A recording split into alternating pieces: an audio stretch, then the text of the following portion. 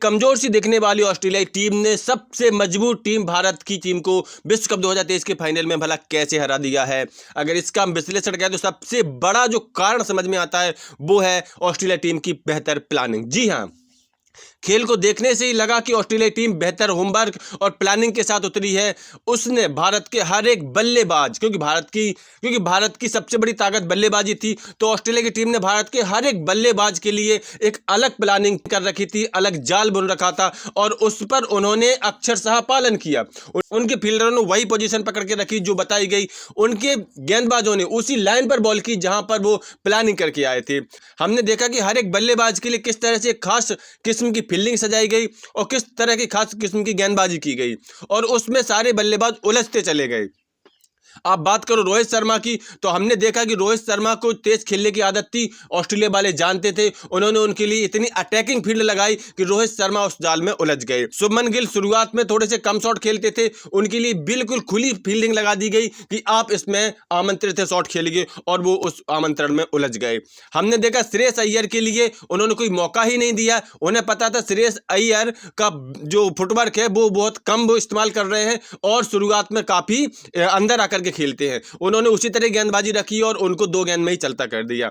हम देखते हैं सबसे बड़ी प्लानिंग उनकी विराट कोहली के सामने नजर आई, जब उन्होंने विराट कोहली की जो पावर शॉट था, कवर ड्राइव, उस पूरी फील्ड को ही सील कर दिया था। Mid off, mid wicket, leg side, हर जगह उन्होंने फील्डिंग को सेट कर रखा था। इसमें एक आश्चर्य की बात तो ये थी कि उन्होंने विराट कोहली को स्लिप क्षेत्र पूरा दे दिया था, गली पूरी दे दी थी। उन्होंने मात्र कई बार तो एक स्लिप और कई बार तो बिना स्लिप के ही वो विराट कोहली के आगे गेंदबाजी कर रहे थे और इस तगड़ी फील्डिंग के सामने विराट कोहली के रन ही कम बन रहे थे और उनके पास 2 ही ऑप्शन बन रहे थे जहां फील्डिंग खुली हुई थी, या तो कट करके खेलना था या पुल करके खेलना था। और उसी चक्कर में जो विराट कोहली जिस बॉल पर आउट हुए, पहले वो पुल शॉट खेलना चाहते थे, फिर उसको कट करके निकालना चाहते थे, गेंद अनियमित ढंग से उठी और वो आउट हो गए। यानी उनको जाल बुना गया, उस पर फील्डिंग सजाई गई, गेंदबाजों ने अपनी लाइन पकड़ के रखी और उस पर आउट हो गए। सूर्य कुमार यादव का बहुत बेहतरीन होमवर्क करके आए थे ऑस्ट्रेलियाई। उन्होंने उनकी ही शैली में उनको आउट कराया। उनको पता था कि ऐसे प्रेशर के मोमेंट में सूर्य कुमार यादव कभी भी कवर ड्राइव नहीं लगाते, कभी भी स्ट्रेट शॉट नहीं खेलते हैं, कभी भी सीधा उठा के नहीं मारते। वो अक्सर गली में खेलते हैं या विकेट के ऊपर खेलते हैं, विकेट कीपर के ऊपर खेलते हैं या पीछे जाकर के मारते हैं। और वहीं पर उन्होंने देखो कि 3-3, 4-4 खिलाड़ी लगा रखे थे और वहीं पर सूर्य कुमार यादव को उन्होंने लगातार लेग साइड पर उठती बॉल दी। यानी जो सूर्य कुमार यादव की पावर थी, सूर्य कुमार यादव को वहीं गेंदबाजी कराई जा रही थी क्योंकि फील्डिंग पैक थी और उसी पैक फील्डिंग में सूर्य कुमार यादव भी उलझ गए।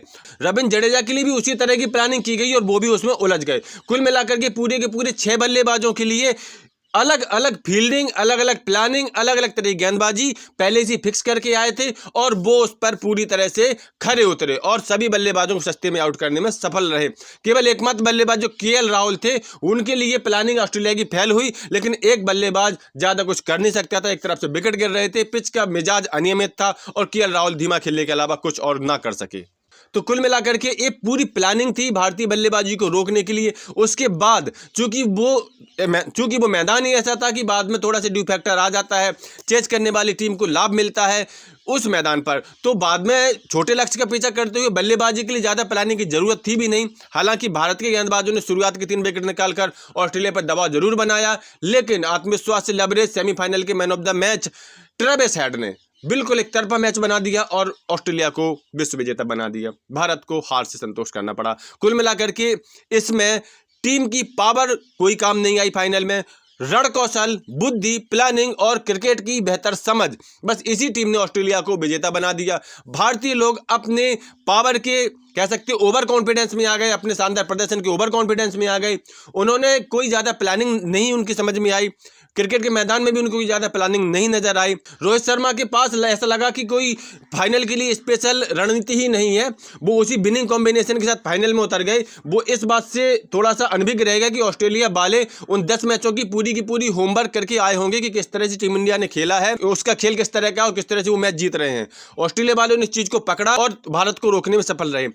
रोहित शर्मा अपनी प्लानिंग में कोई फाइनल चेंज नहीं कर सके कि जिस तरह की फाइनल में उनको कोई नई रणनीति लेकर के आनी चाहिए थी। ऑस्ट्रेलिया वालों को थोड़ा चौंकाना चाहिए था ताकि इस बड़े मैच में उनको संभलने का मौका ना मिलता। कुल मिला के रोहित शर्मा की डलनेस यहाँ पर टीम इंडिया के लिए थोड़ी घातक साबित हुई और टीम इंडिया हार गई। कुल मिलाकर के ऑस्ट्रेलिया ने बेहतर खेला, तो चैंपियन बनने के लिए ऑस्ट्रेलिया को बहुत बहुत बधाई।